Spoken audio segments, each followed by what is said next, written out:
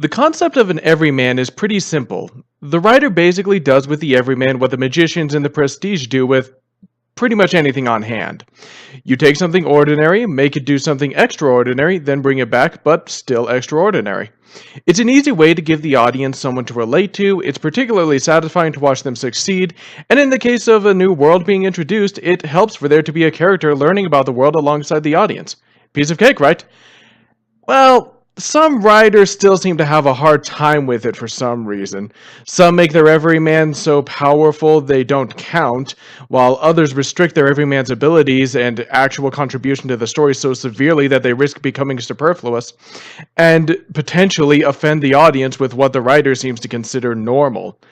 But I want to talk about a lesser recognized everyman done right, and how she has a profound and powerful impact on everyone around her, all while just being herself.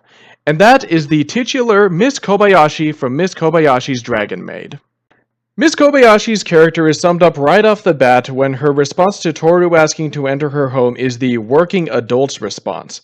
She's essentially an audience insert, a hard-working woman with a lousy boss, a guilty pleasure hobby, and who probably doesn't spend as much time with her family as she should. I'm sure most adults can relate to that, I know I can. And to make her character even more immersive, her first name is never even spoken, kind of like those RPG characters who you can choose to give your own name to in order to make them more relatable. And yet, this extremely normal woman somehow manages to get a powerful dragon who's had nothing but bad experiences with humans to fall in love with her, while inebriated. And this is an important thing to notice for this series, which is all about people learning to accept one another and Toru learning to accept humanity despite centuries of unpleasant experiences with the species.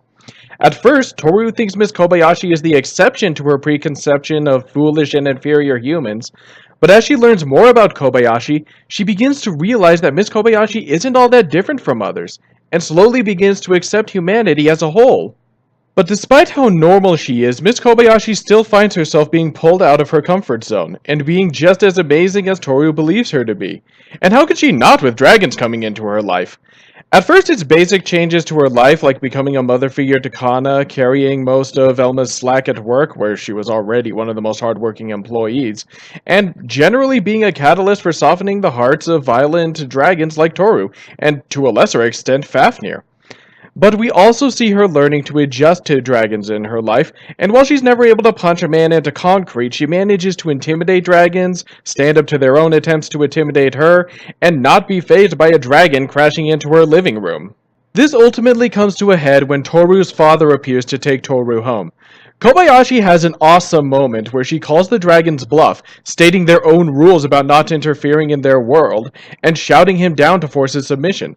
A seemingly small and plain thing, but I doubt many normal people could talk down a dragon, especially one that Toru is shown to be nervous around, although in the manga it's implied that he's even more scared of Toru when she's angry.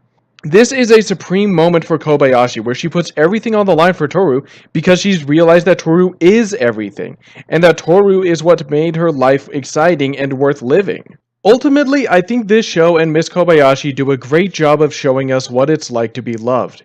You can be the most normal person on the planet, but by being yourself, the people who love you will see you as their hero. And then, to paraphrase the cheesiest but sweetest line in Deadpool, the people who love you will bring out the hero in you. I'm Tides of Glory, thank you for watching.